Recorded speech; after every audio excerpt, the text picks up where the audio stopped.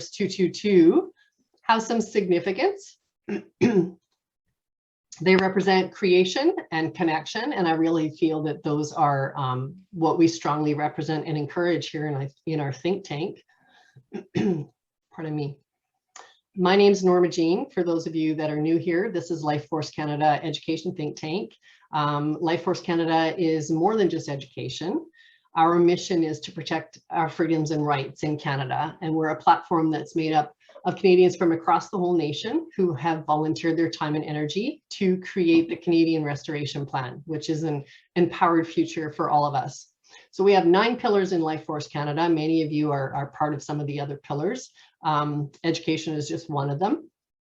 But I always say that ultimately, I think it's the most important because eventually everything comes back to our children and to education and how we raise our kids. So I'm a little bit biased. So to give you an idea of who I am and why I'm so passionate about education, until this past summer, I worked in the public education school system in Surrey, BC as a EA, supporting children with special needs. I'm also a private behavior interventionist for children with autism. And I'm an Orton Gillingham reading and spelling specialist. So I work with a lot of kids that struggle to learn in the way things are taught in a classroom. But I think most importantly, I'm the mom of 2 young grown men now who both have learning challenges and struggles in the current school system. So I've seen the education system from both sides, right? Both as a mom and as an educator. And I understand how the current model can be lacking and perhaps even be broken. And I think we can all agree that it's not serving a lot of our children, and we need to look at ways that we can fix that. So I think we all realize that it's long overdue for us to move away from that outdated kind of one-size-fits-all model where kids are sitting and listening and watching and that's it, and doing what they're told. And that's why the Education Think Tank was created. It's here to support all of us. So whether you're a parent or a teacher, administrator, support staff, or just simply someone who cares about education and our children and the future of our humanity. So we need a new vision, and it's in recognition of the fact that we need a new vision that we all come here every week. And I thank you for being here with me. Look at those grade 5, 6s like that. Right. So I think we have some new faces here tonight, which is wonderful, and I'd like to welcome you all. And if we are all about youth empowerment, well then that's funny because Simon is listening to Tammy. Did you guys recognize her voice? He must be watching a video of her. If it's your first time here, just to let you know that there's a reactions button down at the bottom where you can raise your hand if you have a question or comments, and that just seems to be the most efficient way to make sure that everybody gets an opportunity to speak. And it would be really great if we could take a minute here, and if you're new, maybe you could introduce yourself, tell us where you're from, and what brought you here tonight, how you heard of us maybe. And then we'll get carry on with the rest of the meeting. So Christina Limmer. Christina, are you? I don't recognize your face. Are you new here tonight? Yes, I am. Oh, welcome. Can you hear me? Yeah. Mm-hmm. Yeah. Okay. Yeah. Yes, I haven't. I've been in a few other, but I kept on being told that I'm not at the right place. I'm not at the right place.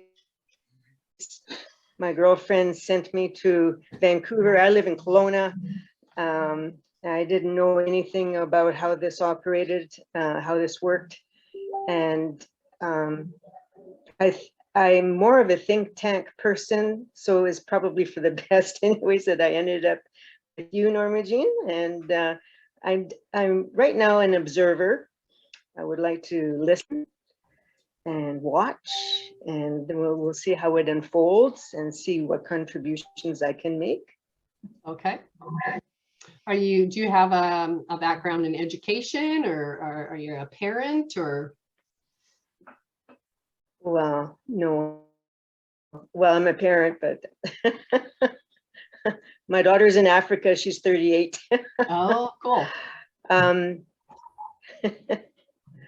I have a great interest in education. I have a great interest in many things, but education is one of them. And I started my education career in 1990, and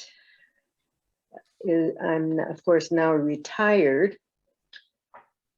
And I saw and witnessed and experienced many flaws in the system, and I knew something was not right. Something was amiss, and I couldn't tell anybody. It just, nobody would listen. And even if they did listen, I more than likely would have lost my job. So I'm kind of glad that I was forced into retirement from a car accident in 2008. And now I've recuperated and rehabbed enough that I'm able to maybe add something to the distance. I don't know, but I hope so. Well, welcome. We're really happy to have you. Sometimes things happen because you're being redirected, and who knows, maybe you were redirected here, Christina. Yes. Thanks for joining us. Let me see, Pat Ekmali, if I hope I said that right. Pat, are you new here tonight? Hi, how are you? Yes, actually, I was invited by Elena. So I don't know really what I've signed up for, but I showed up. So I'm curious to see how the Zoom goes. It's nice to meet everyone. Where are you from, Pat? Toronto. How about you guys? We're all over Canada. We're all Nice. over the place. Nice. Well, welcome. Thank I'm you. sorry, who did you say invited you? Elena? Alana. Is she here tonight? No, I just messaged her to let her know I just got here. I didn't know if I was going to make it or not. Oh, she's okay. just finishing up her day and she's going to join the Zoom. Yeah. Terrific. Well, welcome. We're glad to have you. Thank you. Let me see. Karen, are you? I don't recognize your face. Are you new here tonight too? Yes, I am. Well, welcome. Thank you. I've been meaning to join actually all through the fall and never quite got there. So I'm happy to be here. I'm actually friends with you on Facebook, although we've never spoken, or somehow we connected late summer, I think, around. I am a parent. I have an 11-year-old daughter who is not thriving in the current education system. So I've pulled her. She's homeschooling now. Yay. Through the spring and summer, I had tried to get a farm school together. However, the sanctuary I was working with had to move, and so it didn't quite come together. So we do hope to do that still, maybe next year, but for now, we're on our own. And yeah, somehow the fall disappeared, and now it's 2022, so maybe it's time to move again. Fresh start. That's right. Where are you from, Karen? I'm in White Rock. Oh, you're in White Rock. Yes. Okay. There. Well, I won't ask you what your last name is. You don't need to share that. But Oh, it's I'll make okay. sure. I don't know why it's not on here. It's Droege. It's Droege. Rhymes with pierogi. Droege. Okay. Yeah, I kind of recognize that name. Well, I'm really glad. We'll have to make sure we connect outside of this because I'm just in Clayton, so I'm not very far from you at all. Oh, nice. I think that's maybe how we connected, is the locale as well. Yes. Well, you're not alone. First of all, that's the good news. You're here with us, and that means you are not alone. And I'm thinking that we should be able to help you with your homeschooling too. So that's exciting. And is there anybody else that's new that hasn't said hello yet? Kay, yeah, I'm sorry. Kay, I'm not even going to try. That's okay. Can you hear me? Yes. Sorry, I just had a phone call. I am Kelly. No, NGO. It's a silent G. And I am an educator in Kamloops, but I grew up in Cloverdale, so I know Clayton and White Rock well. I've been here for 6 years. I'm a teacher, kindergarten teacher currently. I'm trying to get out of the system because I'm not masking 4- and 5-year-olds. And my administrator knows very strongly where I stand, but I took a leave of absence in October when the mask mandate came down, and struggled because I have a new 5-year-old in kindergarten, and she was at my school and had formed friendships, and I really was looking forward to the year with her. And our district is hoping to be trailblazers in mandating a vaccine for probably one of the first districts in our province to mandate, I feel. So I will be, I don't know how long I'll have a job, but I have been on a lot with Simon Wolfson, and I've been on a few Rome School chats with Karen, and also trying to get my own thing going here in Kamloops. But we just needed time. And so I have a group of parents that are working to form an independent school. And our plan is we will start in September. That's awesome. Yeah. There's another family in Kamloops that I have connected with, and I know that they're looking to form an independent school as well. I'll if you put your email in the chat, I will look for that information and pass it on to you. It might be a good connection for you. I don't know. I would love that. I'm wondering if it is one of the families I'm working with, because I sent the family Simon's Zoom that you did last time with Simon. Okay. And I told the families to attend. Anyways, so I'm curious. But yes, I would love you to put that family and see if we're in touch already. Yes, okay, yeah, so just maybe put your email in the chat, and then actually anybody who's new this evening, if you wanted to put your email in the chat for me, I will add you to our email list, and then every week you'll get a notification with the Zoom link and what we're going to be chatting about and whatnot, and then you're just on the list and you can look at it or not, but anyways, thank you so much, everybody. Did I get everybody that's new? I believe I did. Did I miss anyone? Any other new faces? I don't think so. So tonight, I wanted to thank everybody again for coming. And we are starting off the year right tonight with a special guest speaker, although he looks to be MIA in the moment, so I don't know. Oh, no, there he is. So John Muir Laws, who goes by Jack, is a principal leader and innovator of the worldwide nature journaling movement. And Joanne has talked with us quite a bit about the nature journaling and how much has benefited her and her students. So we're quite excited to have Jack. He's a scientist, educator, and author who helps people forge a deeper and more personal connection excuse me, with nature through keeping illustrated nature journals and understanding science. And his work intersects science, art, mindfulness, language arts. He's trained as a wildlife biologist, and he observes the world with rigorous attention. So he looks for mysteries, plays with ideas, and seeks connection in all that he sees. So as an educator and author, Jack teaches techniques and supports routines that develop these skills to make them a part of everyday life. And I hope that I've done you some justice in introducing you, Jack. Again, I'm very grateful that you chose to join us this evening. And I hand the floor over to you.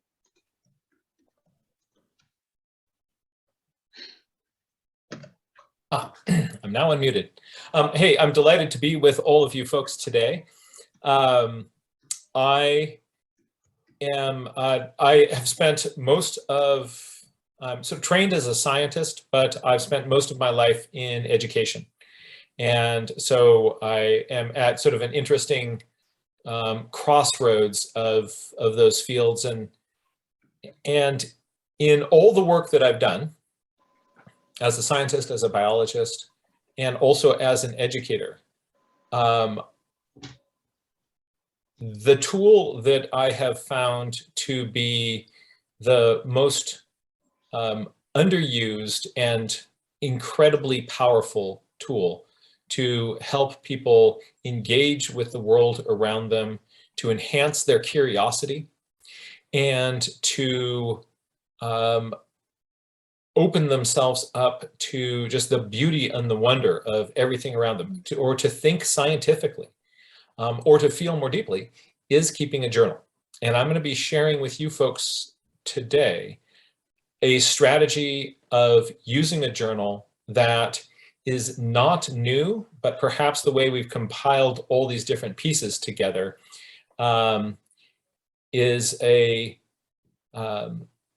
it's an incredible tool that you can use at just about any age, and can, as you get older and older, you can develop this system more deeply.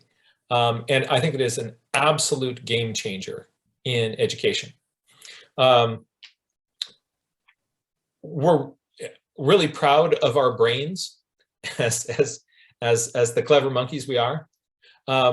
We're all about just how great these human brains are. But turns out that our human brain is kind of operating very close to the limits of its capacity. And it doesn't take much to overwhelm our brain. What we call the cognitive load of how many things that your brain can handle at one time. It's our ability to kind of hold ideas. We can keep about 7 ideas in our head at a time, plus or minus 2. Please ignore the stickers. My daughters love stickers, and they help me prepare my presentation. And so all I have to do is just sort of get you to try to remember a short sequence of numbers, and your ability to do anything else while you're trying to do that completely collapses. So when you're trying to hold something in memory in your gray matter, your ability to form other tasks goes way down. There's interesting research out of Canada on the impact of talking on a cell phone while driving a motor vehicle. And surprise, surprise, turns out that if you talk on a cell phone, you're not good at driving a motor vehicle. And it's not even that you've got something in your hand. It's that having the conversation takes so much of your brain's energy that it interferes with your ability to see the hazards on the road and operate your vehicle effectively. So thank you, Canada, for that research. It's useful for us for not getting into car accidents. So even if you've got a hands-free system, you got to give it up. What it's about is that our brain cannot handle that many things all at one time. And so the way that we kind of the get out of jail free card for this is to externalize your thinking. So if you have ideas that you can get out of your head and into some other format, that other format then frees up space in your brain to do higher levels of thinking. And so your old math teacher who said, show me your work, was absolutely right. When we try to do things just in our head, they don't really come out as well. We find the same thing is true when you can max people's brains out very easily trying to draw a picture. But there are ways around that by taking the process of doing that and breaking it into a few component parts. And then everybody's ability to perform this skill goes way up because we're not asking the brain to do too many things at one time. So what I'd like to do is just to start off by showing you some examples of some journal pages and then kind of unpack some of the thinking behind this. And then my hope is in our time together to get you at least really sitting forward in your chair going like, wow, this could be really interesting. I might like to incorporate this into my way of teaching or my way of interacting with the world, what I do with my students, what I do with myself, what I do with my own kids. And then to give you some resources to help you be able to do that.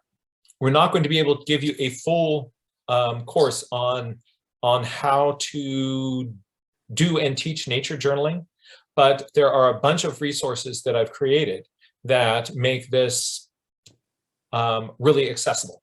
So here we go. I'm going to bounce over to a different camera. And, oops, wrong button.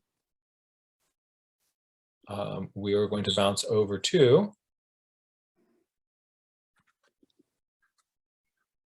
here we go. Right, this is a nature journal. And what it is, it's a hardbound book that has a bunch of drawings and diagrams and thoughts and ideas all in it. So what I'm going to do is just open to a few random pages and sort of show you what is happening on those pages and about the kind of the interplay of different elements in it. So this is a study of a little diagram of an oak tree. It doesn't look like an oak tree, but it doesn't need to, because I'm not interested in so much the shape of the oak tree. I'm interested in the distribution of other plants around the oak tree. And so there's popcorn flower growing out here. There's a ring right around the oak tree of fiddleneck. There's fillery growing over here, and there's some lupin off on the side. So what is causing this pattern? What I'm doing is I am making diagrams. I am writing down thoughts and ideas. I'm using this book to take my observations and compile them together so that I don't have to just think about it in my head. I can look down on my paper and here's a collection of all the different ideas that I see.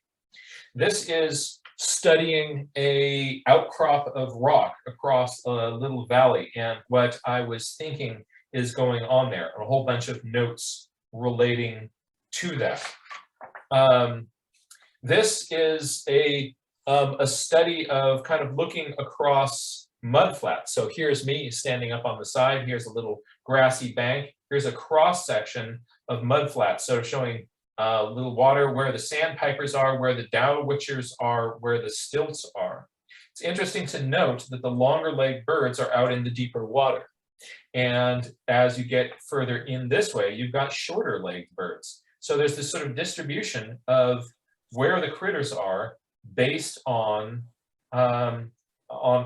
how sort of wet or dry it is. And these birds have different length legs. So you notice what I'm doing is I've got here a diagram. Sometimes I'm drawing pictures, all right? Sometimes I'm making just simple diagrams.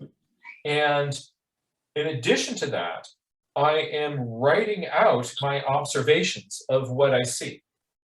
So what I am doing is I am using pictures and words to describe and explore the phenomenon. You'll also see on other pages, I'm intentionally finding numbers. Each one of these different systems engages a different part of the human brain. So if I borrow my brain over here again, the part of your brain that handles more pictures is towards the back. Your visual cortex is back there. You handle a lot of language related things up here in the front. And then there's a strip along the side above your ear that is also involved in more kind of, you're kind of dealing with numbers. So when you intentionally play with all of these systems together, you're actually giving your brain, you're intentionally engaging more parts of your brain on whatever phenomenon you are looking at. Let's just take a look at a few other pages, and you'll sort of give you sort of more of an idea of what's going on. This weird collection of things is looking at a series of standing waves in a little creek. So there's a little creek babbling along. And this is a top view of the standing waves and where they're tall and where they're wide. This is a cross section of it. And so and then if you slice this across here, this is a cross section of this part across here. And if you were to slice this through here, A to A, that is the cross section going across here. So what I've done is I've made a series of kind of interlocking cross section diagrams. And I'm then trying to understand why the standing waves in this stream have these sort of strange spines. And what's fun about this is if you look around in nature, very quickly, you're going to find phenomena going on that you don't really understand. So instead of just looking for what I know, oh, that's a robin, I'm going to draw a picture of a robin. I'm searching the environment for phenomena that I don't understand and then trying to explore them. So it starts with my observations, what I call I notice. So that's what I'm doing here. I then start to ask questions and deliberately engage my curiosity. Why is it like that? What's going on with that? I can also look for analogies. Have I ever seen anything like this before? And the way I do that is this third part, what I call it reminds me of. So I notice, I wonder, it reminds me of. These are the things, those are the three processes that are happening inside my head. So I'm thinking, I notice, observations. I wonder, intentionally connecting with the questions that I have. It reminds me of, sort of thinking metaphorically, thinking like with analogies, and thinking about anything else that I've read or studied that in one way or another ties into this set of phenomena. And then I put it down on my paper with words, pictures, and numbers. So here, for instance, is a study of a willow branch that is arching over, and it has other little things growing out of it. Here's a side view of it. Here's a map showing where it is. Here's the thing in more of a diagram view to make it a little bit more, there are some inaccuracies with this, and so here's a more accurate diagram of that. Down here is a little possible explanation of what caused these different kinds of structures and the formation of these plants, what I think may have been going on. You can see I'm asking questions and posing possible answers of what could be going on with this. I'm training myself to think scientifically and to observe deeply, but I'm also training myself to become a visual thinker. How can I think not just with words, but with images? Sometimes this can, the images are most of it. This is a study of kind of how much of a burrowing owl shows itself out of the grass. And why are they sometimes hanging out like that? Why do they sometimes hang out in just so clearly exposed to predators on top of rocks? One last example of this. This is I'm out in the desert. I am looking at a clump of a little shrub here, a little dead shrub.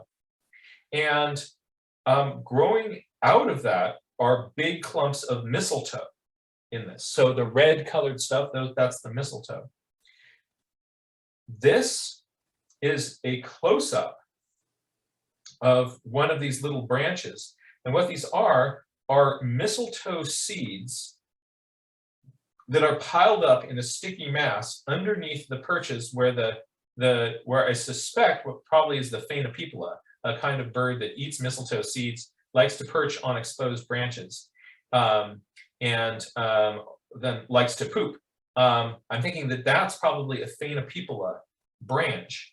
And so what I'm doing is using this system to study and observe, to draw myself more deeply into connections and observations with the world around me.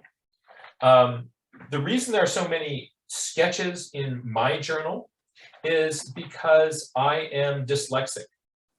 For me, writing is more of a challenge. So lots of my notes have little sketches, little diagrams, but I'm always intentional about trying to get myself to use words and numbers as well.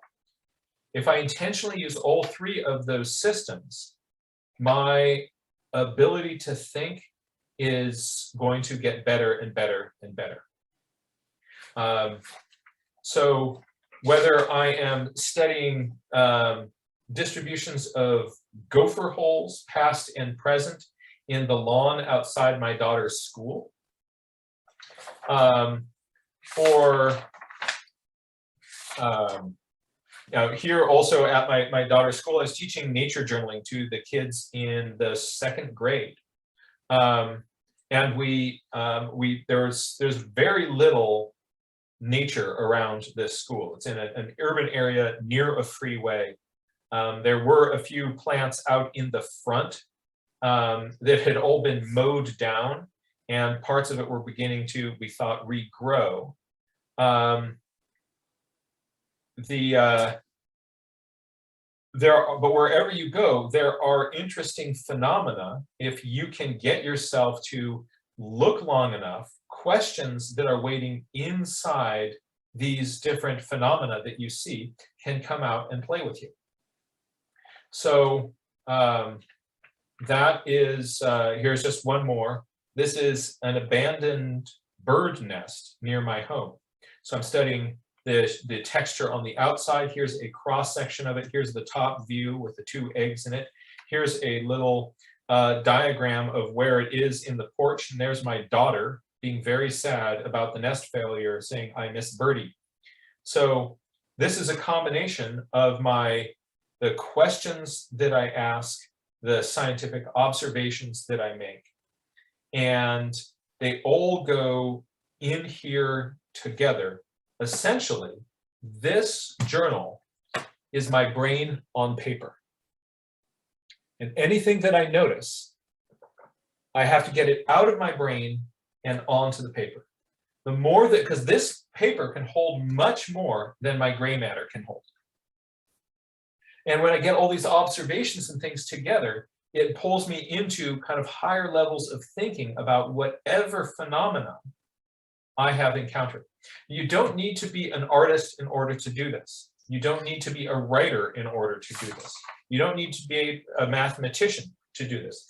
But you're going to be intentionally using those words, pictures, and numbers to document and describe whatever it is, not for the sake of the picture that you get, but for the sake of the way that it changes the way that you think. And that's the real game changer. And so I was doing this with 2nd graders. I used a bunch of the same activities that I do with 2nd graders, with graduate students at Stanford University. These same strategies apply. How can you look at a phenomenon and get yourself to notice beyond the point where you usually stop paying attention? You see, this chunk of electric meat that you have is really efficient, and it quickly assesses, you're looking at this phenomenon, it's not going to eat you, you're not going to eat it. And so it's safe to go on to the next thing. So we'll often look at something until perhaps we can know what it is, we can identify it, and then we're on to the next thing. But if you get yourself to look beyond that, to the thing behind the thing, you will see levels of wonder, of mystery that you otherwise would never be able to do. So this is a study looking at a double rainbow. I am using my hand like this to measure sort of degrees of arc of the positions of these different arcs of the double rainbow. I'm thinking about trying to remember from all the stuff that I learned in school, what is going on with the double rainbow. And so here's my guess, right? My guess is from trying to remember what those diagrams were, this is what I thought was supposed to be going on with the rainbow and the double rainbow. And am I sure that this is right? No, I'm not. And actually looking at it right now, I think it is wrong. Oh, fun. Yeah, I think I'm wrong. But you often, see your brain, if you're thinking about something just inside your electric meat, you can't watch yourself think, because first of all, your brain is already full. And if you're trying to really kind of test those ideas, it's all happening It's happening in here, in the organ that is trying to do the work. You have to get it out of here to see what you're really getting. If you ever had an idea in your head and started to say it out loud and then realized at that moment that, like, oh, you know what? Not so much. That's not really a good idea. But it was because you started to externalize that thinking, get it out of your head and into conversation. That was the point at which you realized that that wasn't such a good idea. And this works the same way. This allows you to think about how you are thinking. Do what we educators call metacognition, thinking about your thinking. And if you're just trying to do it all inside your electric meat, it's not going to end up very well for you. Here's just some other fun studies. This is a caterpillar that was eating California poppies near my house. I'm just a little bit south of San Francisco. Studying how these things sort of munch these things, and then the caterpillar hangs on with its back legs and then holds its body straight down like this. Just really kind of non-caterpillar-y looking thing. And so you see, I've got all these questions going on. While I was drawing this one, the little steeple cap fell off of it. So this also kind of slows me down long enough to be able to notice levels and levels of detail. Another advantage of this is that if I'm thinking like a scientist and want to base my ideas and thoughts on evidence, I have to acknowledge the fact that human memory is a terrible, terrible thing. And over time, our memories change. So things that we remember vividly from our youth and childhood, a bunch of these vivid memories are complete or partial fabrications of our brain. Our brain takes parts from movies that we've seen, stories that we've heard from other people, images that we've seen in photographs, and actual experiences that we've had, and it conflates those things, and a bunch of those things turn into things that feel to us authentically like our memories. And we can't tell the difference between the stuff that we actually experienced and the stuff that our brains have made up to fill in all the spaces between other things that we've forgotten, what scientists call confabulation. We can't tell the difference between the confabulation and the stuff that we've just appropriated from other people. Since you all just came back from holidays, maybe some of you spent time with family members. Has anybody here ever had an experience where some family member is describing an experience where you were there too, and you're thinking, wow, they totally got it wrong? Or even, that happened to me, that didn't happen to you, right? The interesting thing is that we human beings do this all the time. And you may be the one with the memory that got it wrong. Or perhaps you both do. It's humbling, but without writing things down, there's no way to really know.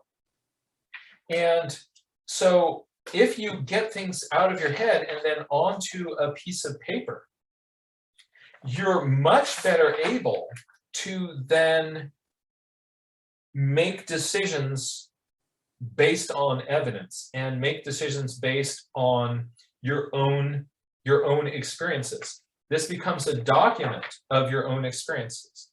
And this can be, anything as interesting as going to a different new wild place and finding a leopard in the trail in front of you, to finding an onion that has sprouted in your pantry and tracking its changes over time. So here I'm using pictures and words and numbers. I'm measuring these different parts of my onion. I'm exploring the changes in this over time. So This is an incredibly powerful tool. This is the orange that went moldy in my pantry. So when COVID hit, my ability to run around the world and explore was, let's say, curtailed, right? And so here I am applying the same strategies that I use to, studying a zebra, to looking at the orange in my pantry.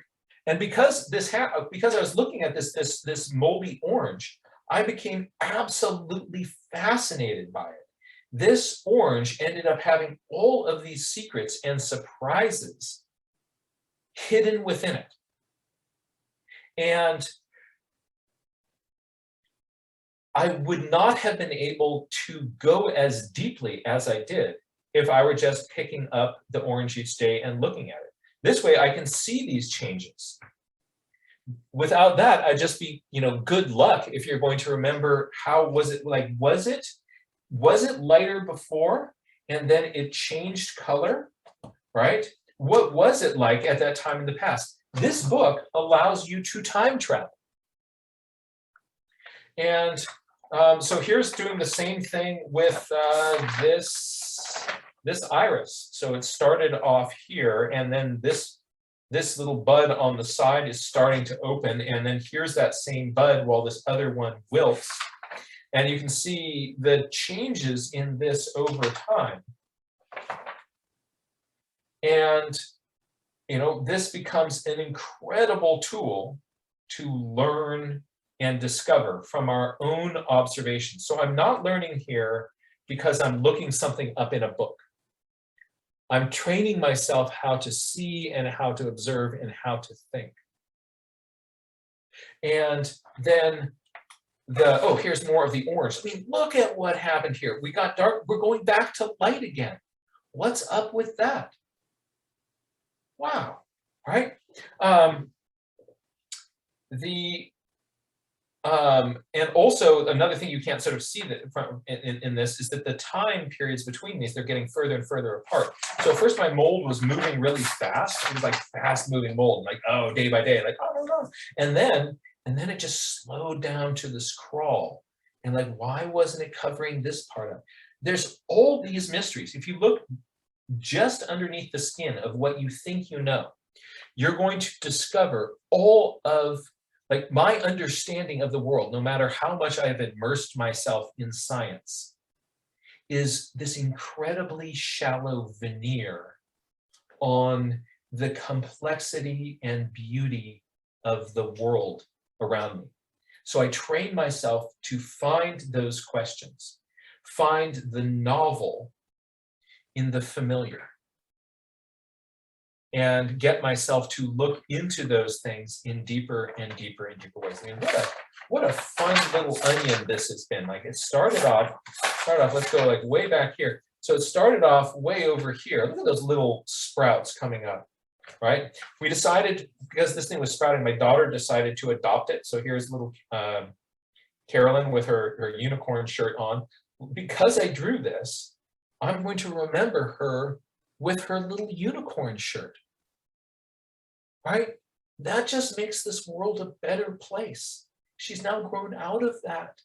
I'm not going to see that anymore. But here, flipping this book open, that little moment when she says, Daddy, can we keep it as a pet?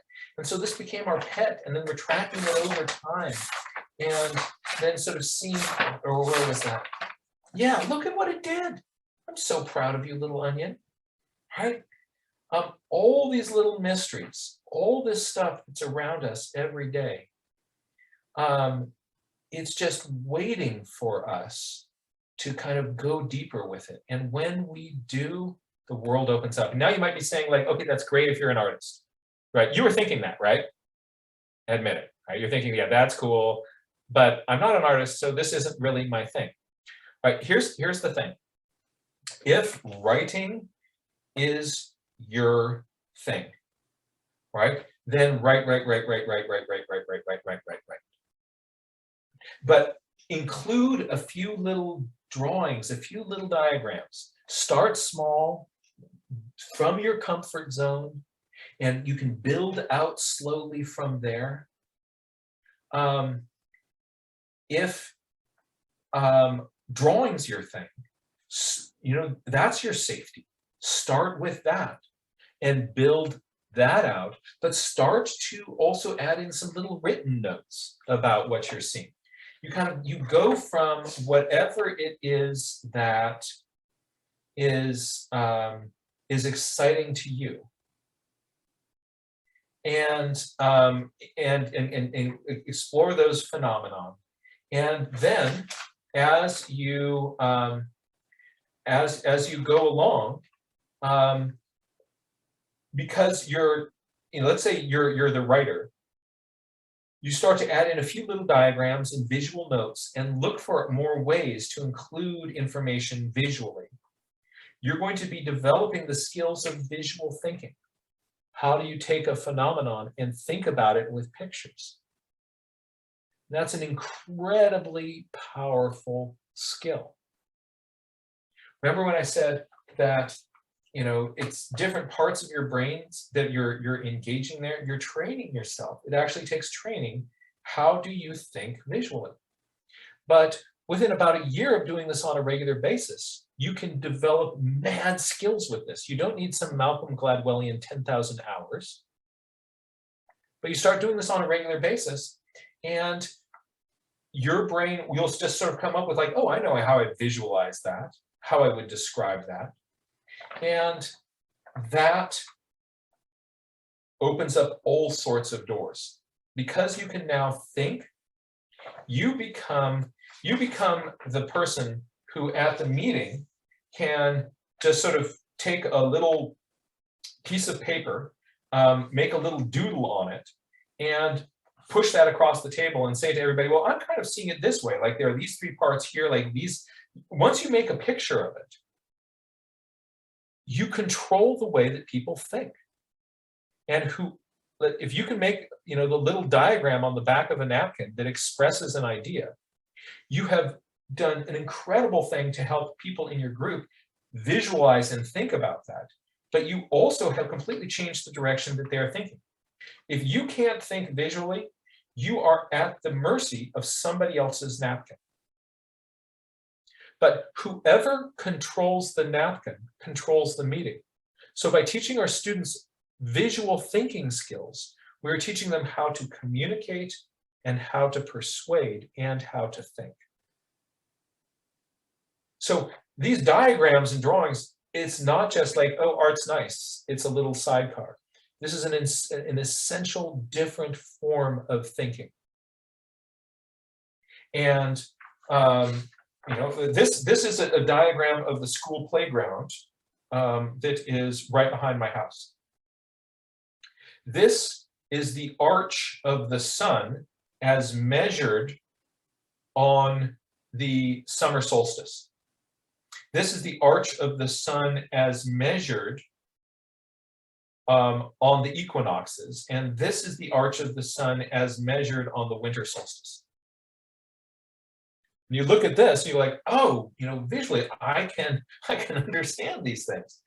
And embedded in this is pictures and words and numbers. There's calculations going on all throughout this different thing. And it's beautiful. So what I suggest that people do is, if you would like, oh yeah, and this whole kind of thing here, it forced me to do some of these calculations. I needed a tangent table. Isn't that fun? What's the last time you pulled out a tangent table and made use of it? I had to go relearn this because I wanted to do this, and it sucked me into this wonderful kind of geek out world of using math. To find the angle of the sun up in the sky, what I was doing is I had a post of known height, and I would then measure the shadow of that post.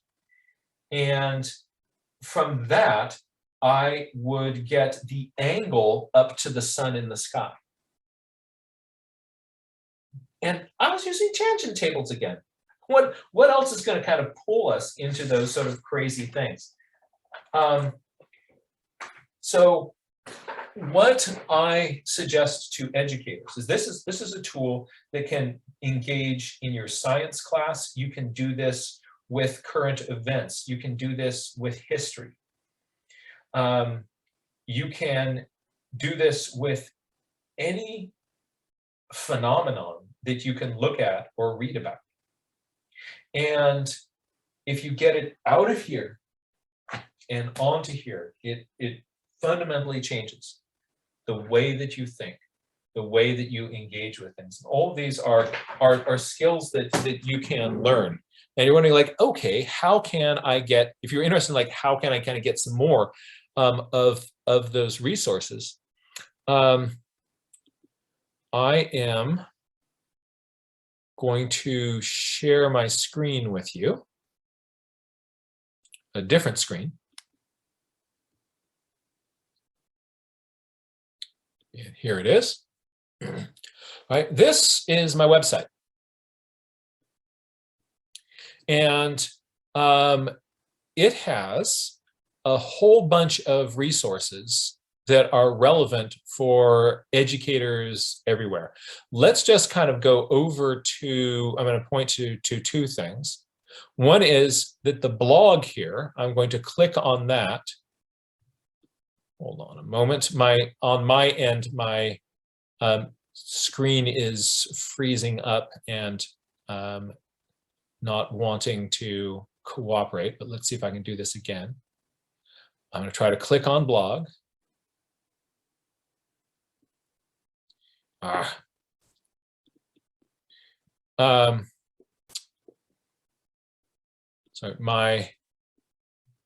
I think I may have too many windows open. Let's see if this, I just unplugged a, oh, let me turn off my camera. I will try that. My poor little computer may be stop video. There we go. John, I can always show your website too if this doesn't work. All right. No, now I've got it moved. I think my computer just did not want me to have my camera on. Old computer. I'm going to go down here to blog archives, and if I click on that,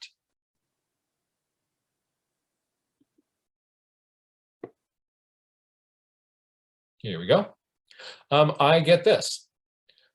This is a video archive of all sorts of past classes. These are all free things that you can pull up anytime you want to teach you how to draw just about everything out there.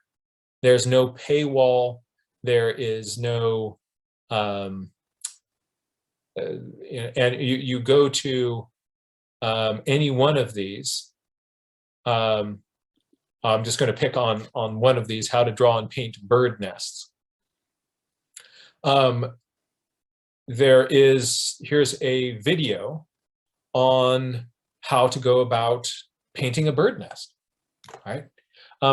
So all of these resources are free. If I go over here to For Teachers, I'm going to start with this teacher resource overview. And that brings us here. And this is, there's a whole bunch of stuff. So this is a book I wrote called How to Teach Nature Journaling that I wrote with another wonderful educator here in California. This book is available for sale in my store. It also in my store is available as a free download for anyone anywhere who needs a copy of this book and can't afford to buy it. Also, if you don't want to deal with costs of shipping to Canada, you can download the entire book for free off my website. And it has over 30 kid-tested activities that are great for teaching people how to do this. The weekly live educator forum is a discussion group between environmental educators all around the world, including Canada. One of our co-hosts is an amazing Canadian nature journaler and educator. Those classes, those are free for anybody to join. If you go to if you want to see like the full schedule of classes that I teach, if you go to events and events with JML, it brings up a calendar of all my classes. I teach 3 free nature journaling workshops every week. They're kid-friendly, and we've gotten good at protecting ourselves from Zoom bombers. There's a nature journaling conference. We've done a Nature Journal Educators Conference. We have a recording of that entire thing. The Nature Journal Connection is a wonderful resource with a local museum. I'm making a series of, it's going to, in the end, going to be a total of 40 episodes. It says here first 25, but that's not true because I think we've got 35 up right now. Here's the most recent one about adding poetry into your nature journaling. These are short 10 to 15 minute videos that bring you through all the basics of how to do this. They're kid friendly, so you can show these to a class. Each one has an assignment for that week. And so if you do one of these each week through the school year, your students will come out visual thinkers and nature journalers on the other side of that. There is no cost for any of this. It is, it's all made available for free. We have 5 more to upload. And over the next month or so, those will be happening. But all of these are resources for you that are they're fun. My own videos have very low production value. These ones have a little bit higher production value, so they're useful. Anything else that I want to point out for teachers? Oh yeah, let me show you one other sort of source of useful things for teachers. This is going to my store. So I've written a number of books about nature journaling, and some are available for free. How to teach nature journaling. You click on this, you can get the free PDF download. There's another one that was an earlier version of some of those materials. That if you want that first proto version of all the ideas that became how to teach nature journaling, you can also download this nature journaling curriculum version 2.0. But that's revised and greatly expanded in the other free book, How to Teach Nature Journaling. But all of those are free. I also have a bunch of other tools that are available for free. This is a page that you can print out and glue into the back of your nature journal that has tools for measuring things and the Beaufort wind scale and how to estimate numbers and all these sorts of things. There are stickers to help people with curiosity and question processes. There are rulers that you can print out onto Avery labels and then glue those labels, stick those labels into people's nature journals. So if you want all your students to have a ruler, you just get this pack of Avery labels, or, you know, if you can't find Avery labels, there's, I give sort of the specs on it. So just stick on stickers that have those. Everybody can have their own ruler sticker inside their journal.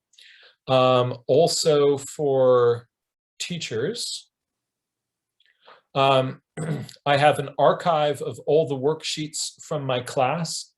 So if you're taking a look at one of my classes and you want to do that with your students, you can go into the worksheet archive and all those are free. Here in the United States, we have something called the Next Generation Science Standards. And part of that is this idea of cross-cutting concepts. There's a set of cross-cutting concept posters, again, free. Ruler stickers, percent cover stickers, observation question stickers. All of those are free for anybody who is interested. So I'm now going to stop my share and turn my camera back on.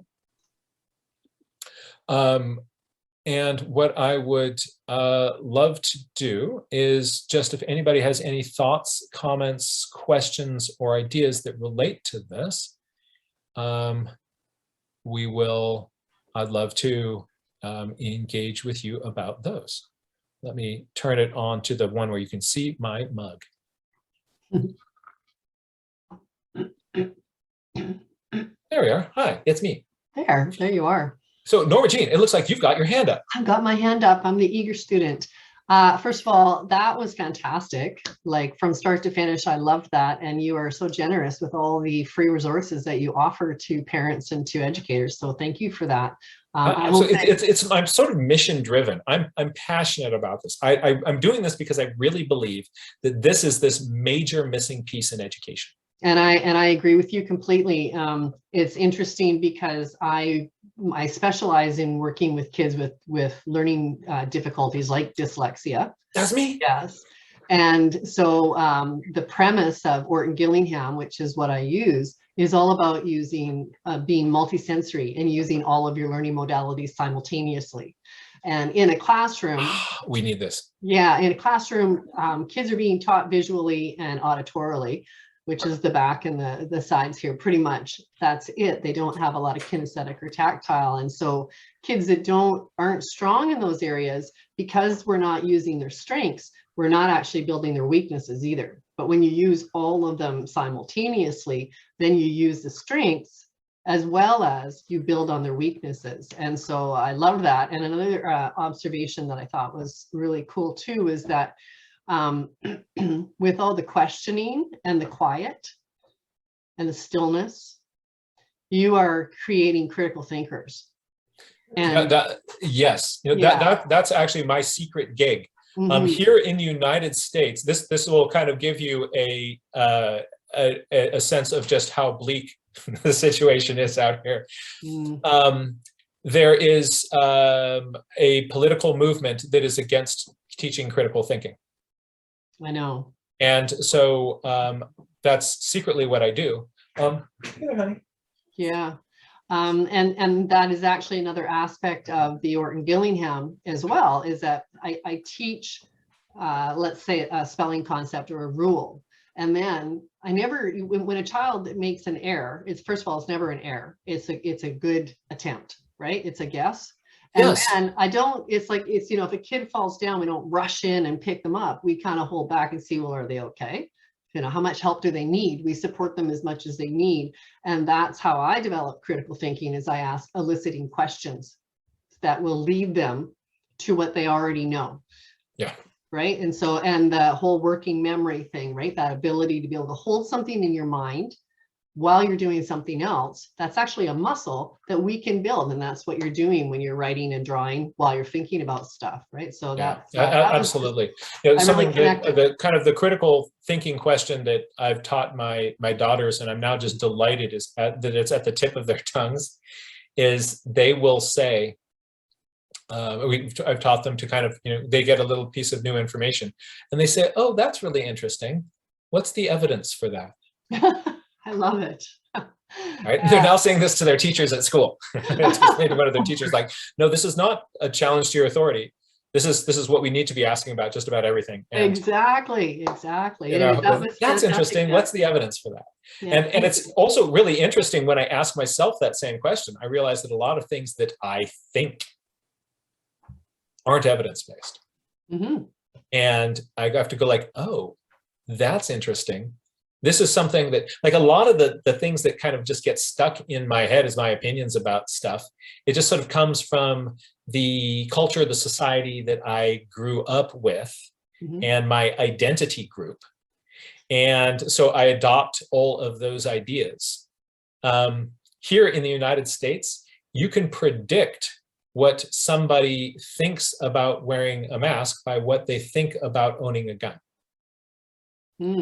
All these things that are completely unrelated get kind of conflated. And because sort of, here that, on the right and the left, we're not sort of making independent judgments about things. We're just trying to show that we're loyal members of a team. I hope that breaks down quickly. It has to. It has to. Yeah, we have to come together. Or we're done for. We have to be able to think about these things separately on their own merits, and not believe something just because somebody in my identity group says this, or that's part of the platform of my identity group. It's dangerous the way that we think. And so kind of when I realized that, oh, here is an opinion that I hold that is not evidence-based. I'm constantly looking for those things to identify them for myself. And the other thing that I struggle to do and try to force myself to do is to regularly try to change my opinions about things in the presence of evidence. So I know that there are things that I believe to be right that aren't, right? And that takes a bit of courage to admit that, even. Right? Oh yeah. But if you identify yourself not by I'm with this team or this team, but you try to change your identity to this idea of I'm going to support a claim in proportion to the strength of the evidence for it. Yeah. And as that evidence changes, I'm going to change the strength of my support or lack of it for that. And so I've changed my mind about several things. And part of that is I've also changed my mind about things that are part of the political platform of the party that I identify with. And that's really interesting to sort of notice that it's easy to see like, oh, all you people over there are sheep, right? But realize like, oh, my team, we're sheep too. Like, oh, that's interesting. So this idea of what is, and the journal, it's a document of evidence. Yeah, I love it. Corinne. That's powerful. I think it's Very inspiring. Very inspiring. I'm delighted. Like your artwork alone, like I wanted to touch it. Oh, thank you. I found out recently I'm ADHD and I'm dyslexic. And yes, isn't it fun? Really appeals to me. Yeah. And the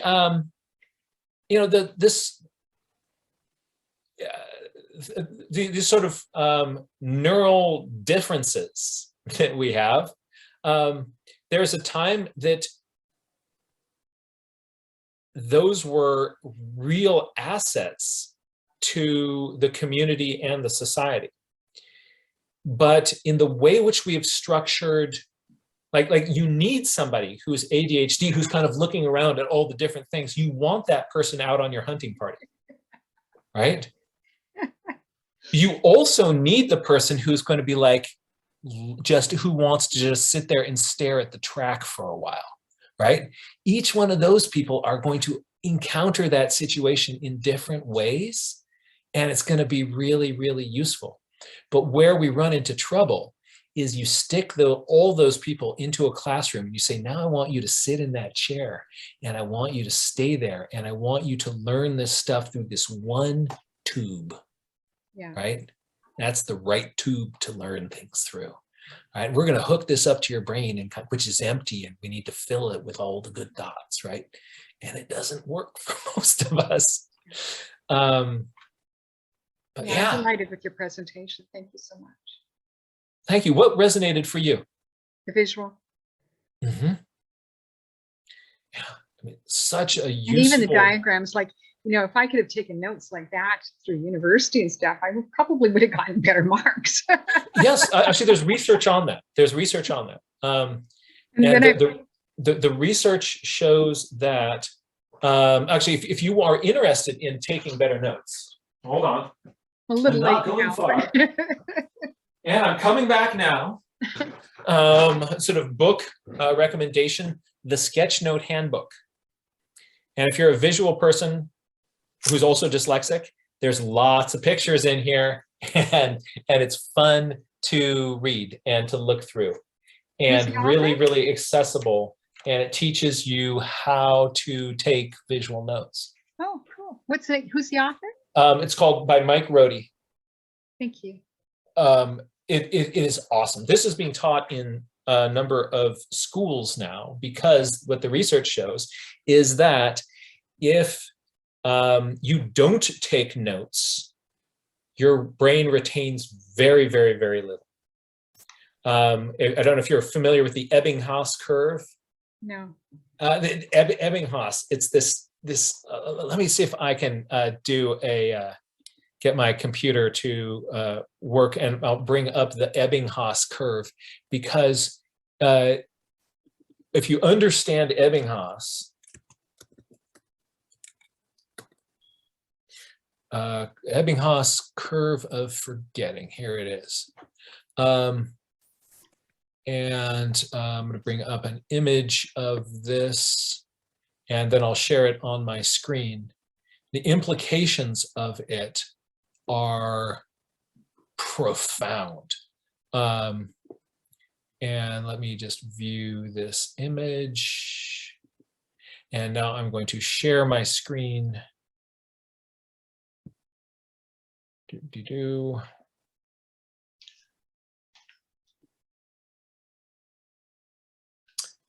No, I don't want that. I want that.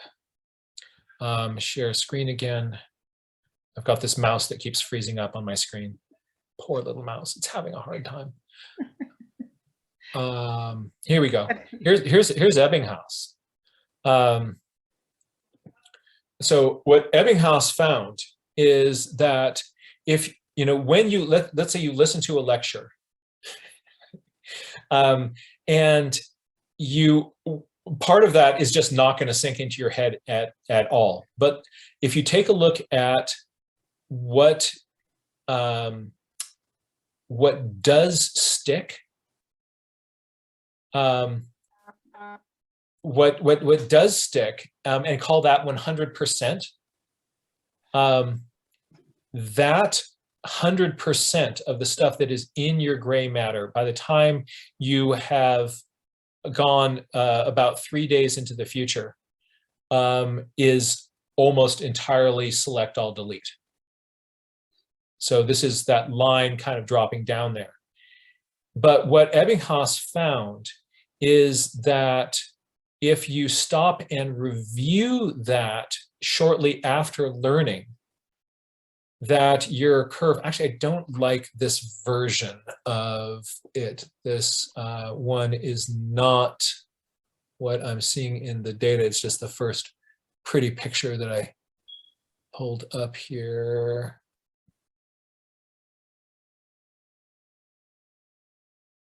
Yeah, this one will be better.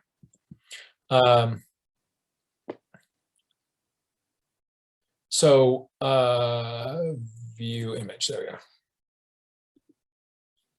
So if you go back and you review that information, you can pop yourself back up to 100%. But this time, as it starts to degrade, notice that this line is not as steep a slope. You lose less of it over time. And then a few days after that, if you review it again, all right, you've changed the slope of that forgetting line even more. So with 4 reviews of this thing over the course of a week, you your line eventually flattens out somewhere between 80 and 90%. And so the old model of take the class and before the test cram for it our brains actually don't learn that way. No.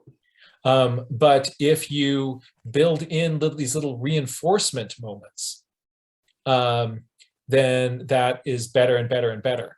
And so if you make some notes and then that day sit down with your notes and you kind of make some of the little doodle diagrams a little bit better, and you figure out what are some of the kind of critical things in it, and you underline those, and you kind of review those notes by taking those sketch notes that you made and enhancing them, right? That's your first your first sort of review. And then look at that a little bit later the week and a little bit that at the end of the week, and your retention of whatever you're looking at it's way, way, way up. And that's really powerful. So when we look at different ways of recording that information in the first place, actually this is this one here. You can sort of see that those lines, they flatten out. They don't continue going down. Mm-hmm. Those lines, you can get them to flatten out at a much higher level of retention by that review. So if you're taking your notes originally, though, by typing it on a computer, your ability to remember stuff just out of the gate is much lower than if you wrote it by hand. And that is lower than if you made sketch notes. So this sketchnoting process is the best way to initially get stuff in there, and it also makes note-taking more fun. And it's worth checking out. Thank you so much. I see that Joanne and Simon have questions and comments. Should we start with Joanne? Hey there, it's good to see you again. Yeah, it's good to see you. How are you doing, Scouter? Oh, doing good. It's good to see you. I'm so glad you could come. I've been telling them about nature journaling, and as usual, you did a wonderful presentation. So thank you. I know John is my mentor, and I have to say that conference really changed my life. Like I would recommend it highly to everybody. And then there's also a Salish Sea nature lovers group once a month that I go to, and that's also very good. So anytime you, and I just know, I often share with John what I do with the students that I teach, and it makes your life unbelievably rich. Because every day I see the scouts and I see the children in the classroom, and you know those cartoon characters where their hair is standing on end. I had a child like that, and he ran outside and he said to me, "Oh, can I show my friend in my class?" And he did. And then I was telling him that, you know, in the past people used to talk to trees, but we don't do that anymore. But you can start doing that. And he said, really? So I hope we start talking to trees again. Thank you so much, John. It was wonderful. That's wonderful. That's fantastic. Simon, hello there. Hi, John. I didn't catch the first part of your presentation, unfortunately. I hope I can get a copy of the recording from Norma. It was actually on a call with Tammy, and it's so amazing that this platform has brought so many like-minded people together and all these resources, and it's like this transformation education, like just watching what you're doing, it's so brilliant. You're one of the most brilliant people I've ever seen present, and it only took me like a little bit of time. You get a sense of things in such a short period of time. Like after 10 minutes, I'm like, this guy's incredible. Like what he's doing and the way you were talking. Okay, so your artwork is great, but that's not the magic. The way you talk about journaling and how it brings, and I see this because I actually own a private school with a small group of kids, and I'm filling in for the English teacher because we have all these absences because so many of our teachers are sick, and I'm filling in the English class, and I've been helping out with the English class a little bit, and it's so interesting how these kids quickly just want to get on a computer, and I'm like, no, you're gonna take this image that I put up on the wall. I printed an image of there's this really cool site that I can share, but it's a story starter site, and it'll be a man walking through a field with like wings on him, or it'll be like something flying through the air. Just use your imagination and talk about it, write a story about it. And it's so amazing how underdeveloped that skill is in kids, but then also how incredible it is when you get these kids started at a young age and get them fascinated, interested in doing this at a young age. So, I mean, I absolutely love what you do, and it inspires me. Like, I've done this stuff myself through the years, and even in school when I would create my little notes for studying for an exam, there'll always be color and diagrams, and I try to compress everything into a single page if I can. But this is just really inspiring, and I wanted to thank you, and that's about it. Oh, Simon, thank you so much. I hope that this is something that you can bring to your school. Absolutely, absolutely. There are also, and love to invite you to join our Nature Journal Educators Forum every Wednesday, Okay. noon Pacific time, if that works for you. We've also got a number of those past workshops recorded. Really interesting thoughts and ideas come up to it. If there's stuff that is like, you're stuck with, like, I'm having a hard time doing this, we troubleshoot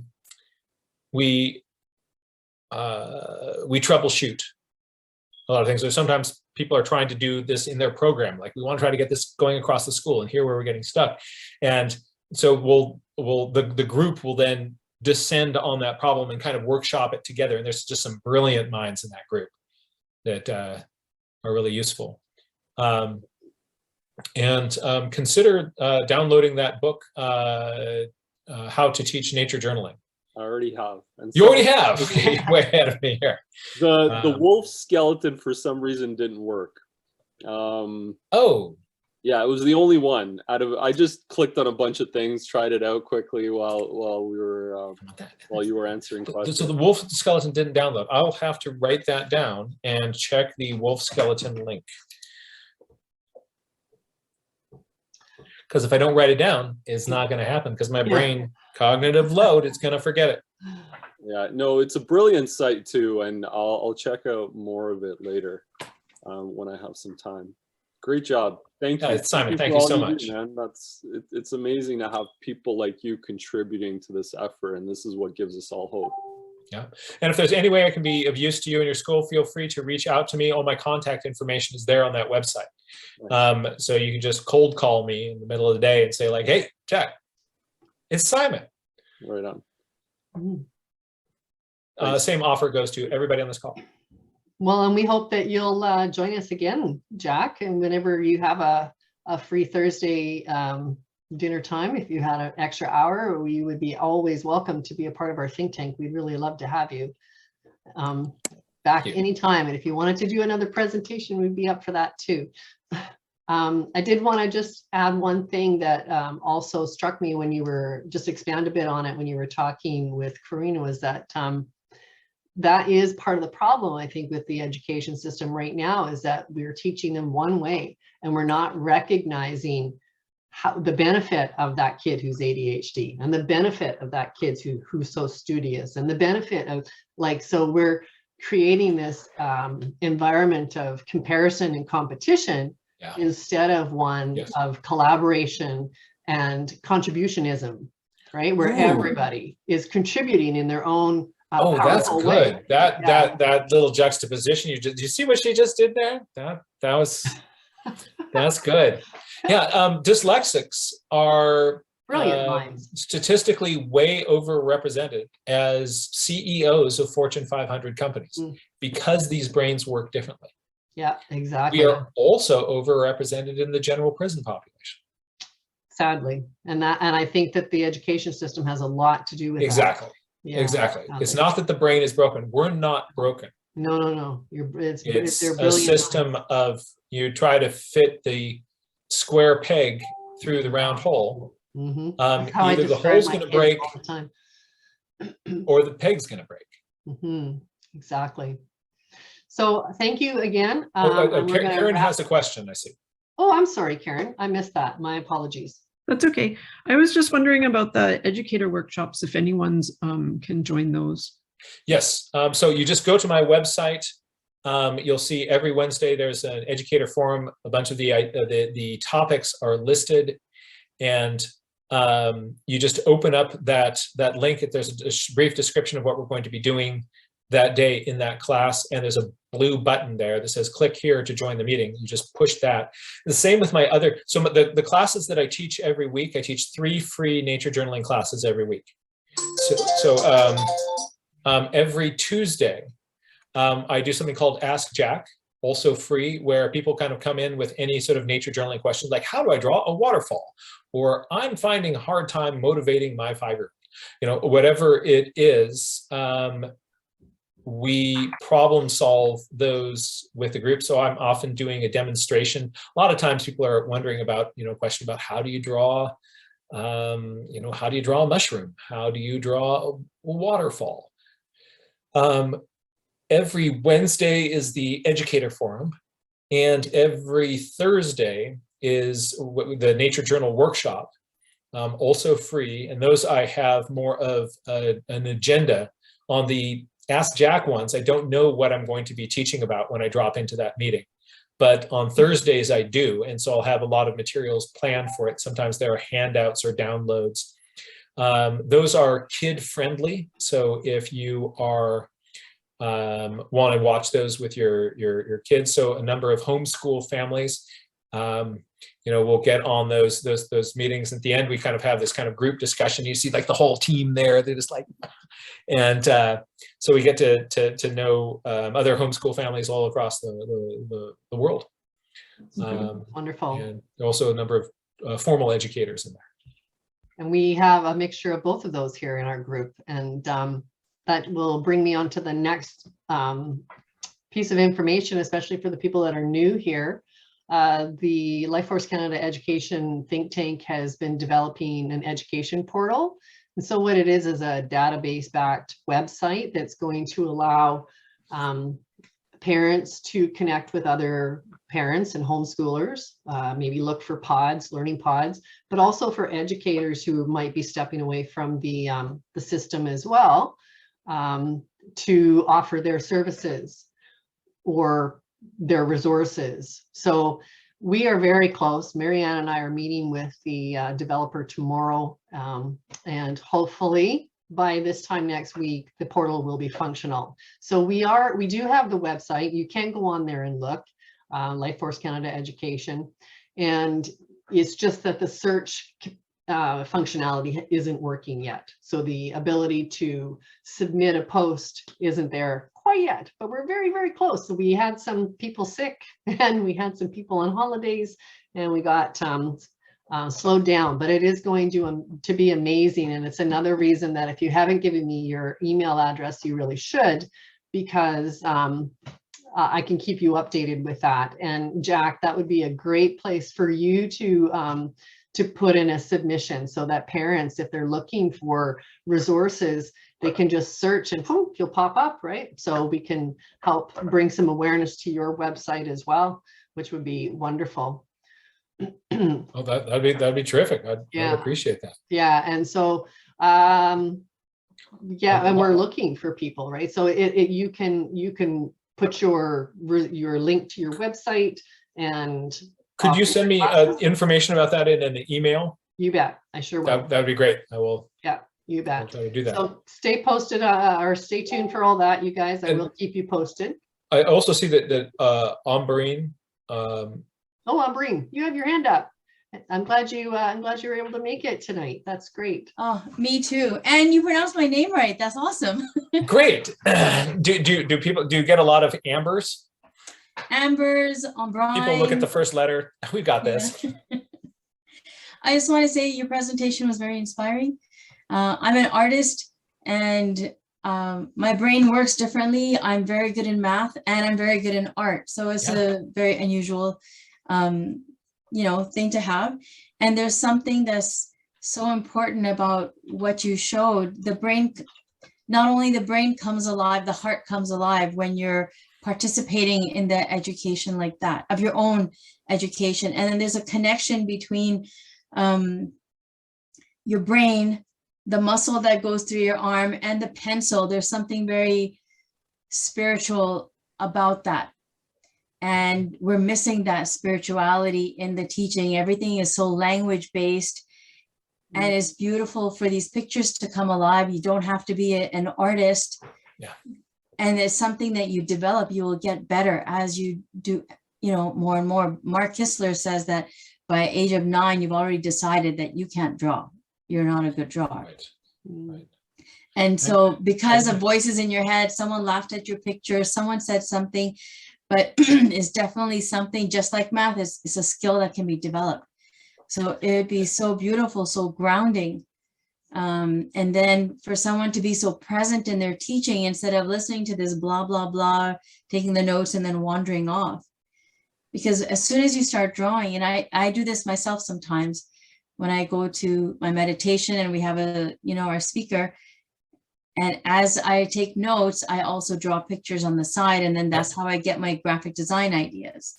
So it's a beautiful thing that I wish we could incorporate in classes. Yeah, it's a fundamental way of thinking, but we've taught it as a little sidecar that could easily be cut from the curriculum. Like, oh, isn't it nice that you want to play with some aesthetically, you want to play with finger paint? That's really sweet. You know, that goes out because we need to focus on math and writing. You know, no, but the visual it's a fundamental way of thinking. And if we don't teach that, we are raising generations of visually illiterate students. Yes. This is what made a big problem in science. Visualization is a critical part of thinking. And the arts have been pulled out as a separate thing that scientists shouldn't take for so long, that there's lots of visually illiterate scientists. Mm-hmm. And so a lot of people have capitalized this, and they're like science visualization, experts, right? And all these people are like, I'm a science visualization person. And, you can pay them to look at your data in your research and your project and to think about it visually for you. But you can also learn to do this yourself. So as you're saying, it is not a gift. It's a skill that you can develop by working at it. And over 1 year of doing that on a regular basis, you make a huge change in the way that your brain wraps around these things. And it becomes extremely useful really, really fast. And it's not about that I need to make a pretty picture. It's that I need to learn how to think with this whole other region of my brain. It's also a great way to teach growth mindset.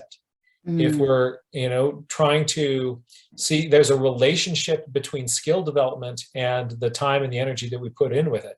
With this, you can very clearly see, I was doing this before and now I'm doing this now. I just got that much better. And here's exactly, if you keep it all in one journal, here's exactly the amount of work that it took me to get from here to here. What happens when I finish the next journal? I'm going to be that much better.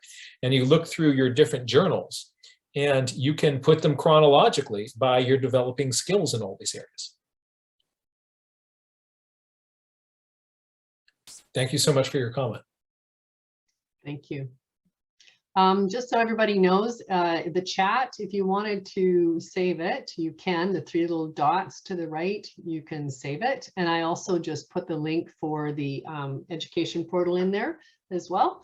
But word of caution, it's just not functioning, but you still can go in there. You can still have a look around. You can look at the resources. You can look at the blogs. We're always looking for people to contribute articles to our blogs. Jack, if you're interested in that, we'd love that too.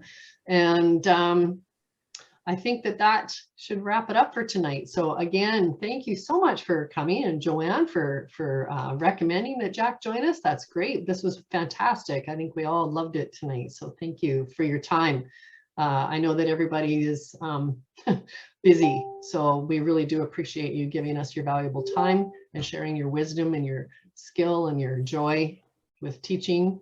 That's what we all want to see in our educators, whether they're formal educators or they're someone that's teaching our kids how to grow food. we're looking for the joy, and that's what we want to give to our kids. Want that. So does anybody have anything final, any comments or anything else that I'm missing or that they wanted to add before we say goodnight? Or are we good? We're good? Okay, so thank you everyone. Thanks for coming. I so appreciate everybody that shows up every week and joins me on this journey. I really do think that this coming year is going to be that year of creativity and connection. And every time we meet, we are getting one step closer to helping our kids. And that's what we all show up about, right? So thank you, everyone. Have a wonderful week, you guys. Bye. Thank you so much for the invitation to join you. I'm so grateful that you came. Thank you, Jack. Thank you very much. Good night, everyone. Thanks. Good night. Good night. Karen, I hope you come back. Oh, I will. Yes, Absolutely. let's connect on Facebook. Send me a private message, okay? And we'll make sure that we connect outside of our education think tank. I will I'm do sure that. I can help you out with your child too. I got lots of great ideas. I have a website. I have a YouTube channel where I have all kinds of teaching ideas that I use as well. So That's awesome. And I actually looked at Orton Gillingham for her. oh, okay. So- Well, yeah, definitely connect with me. I can help you. Okay, awesome. Okay. All right. Thanks. Hey, bye, you guys. Good night. Good night, Rita. It was good to see you Hi, again. Norma Jean. Take care of yourself. Yeah, I know. I'm like, ugh. I had 2.5 weeks of it too. Oh, really? Yeah. I think I'm at about day 10. Yeah, but I feel better. I just don't have the energy. I'm like really struggling with to get things done because I just want to lay down.